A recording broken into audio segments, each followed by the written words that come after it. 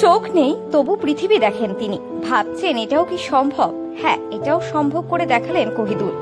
জন্ম থেকেই অন্ধ কহিদুল তার উদ্যম ইচ্ছা শক্তির কাছে সবকিছুই যেন হার মানছে। চোখ না থাকলেও সুন্দর পৃথিবীটাকে সে অনুভব করছে। সাহারা ছাড়া সে তার ইচ্ছা শক্তিতে এগিয়ে চলছে। আজ আমাদের এই বিশেষ প্রতিবেদনে তাকে জানাই আমরা কুর্নিশ। চলুন তাহলে বিস্তারিত তুলে ধরি আমাদের এই প্রতিবেদনে। অন্ধকারে জন্ম, অন্ধকারে বেড়ে ওঠা, কখনো দেখেননি সূর্যের আলো, চেনেন না রঙের মায়া, তবু থেমে থাকেননি কহিদুল মিয়া। সাহায্য ছাড়াই একাই পথ চলেন, হাট বাজার করেন, আত্মীয় স্বজনের বাড়ি যান। যেখানেই একবার যান মনের গভীরে সে পথ এঁকে নেন চিরদিনের জন্য। কোচবিহারের সিতাই ব্লকের ৬০ মাসিয়া গ্রামের কহিদুল মিয়া।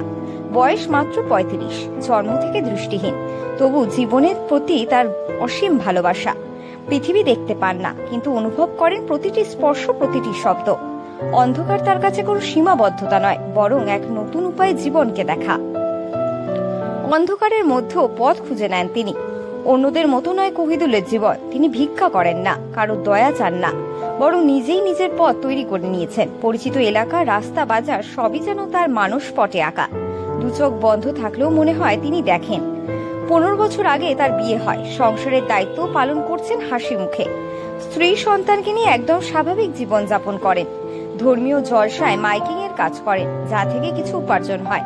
পাশাপাশি রাজ্য সরকারের মানবিক ভাতাও পায় সে অনুমান করে বলতে পারে কখন কটা বাজে। তার বলা সময়ের থেকে সঠিক সময় মাত্র ৫ থেকে ৭ মিনিট ব্যবধান হয়ে থাকে।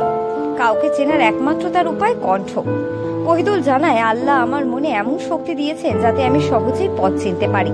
জন্ম থেকে আমি অন্ধ, কিন্তু আমার আল্লাহ চোখের আলো না দিলেও ভেতরের আলো দিয়েছেন।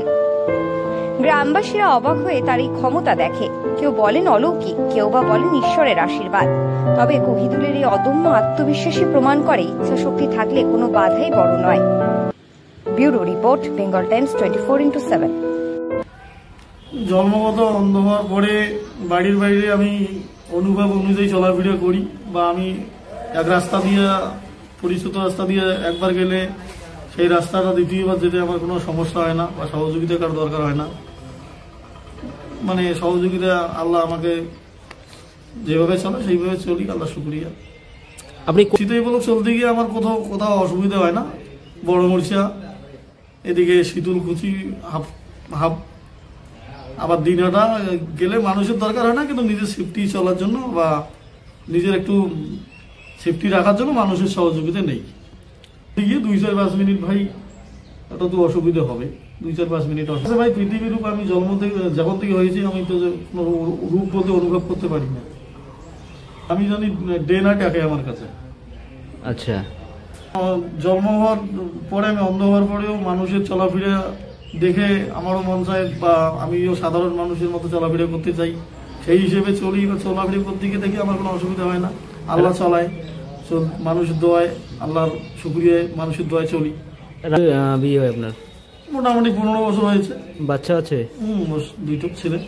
তো এখন কি কাজ করেন আপনি? তো আমার পেশা বলতে তো কোনো কাজ নেই। আমি যে জলসার মাইকিন বা আমাদের সরকারি কোনো মাইকিন টেকিনে যদি খবর আসে, একটা প্রতিবন্ধী শাখা সংগঠনের দায়িত্বে আছি জেলা ব্লকের। সরকারি সুযোগ সুবিধা ভাতা পান? সুযোগ সুবিধা মমতা বন্দ্যোপাধ্যায়ের মানবিক ভাতা পাচ্ছি। এমনিতে রেশন কার্ডের চাউল পাচ্ছি অন্তর্দায়ের। এইভাবে চলি। মানুষের সমাজসেবক কিছু কাজ করি। মানুষ যদি 10 টাকা 5 টাকা দেয় তা নেই, দেয়, কিন্তু অন্যর কাছে না। যারা আমার শারীরিক প্রতিবন্ধী কাজ, তাদেরই আমি কাজ করি।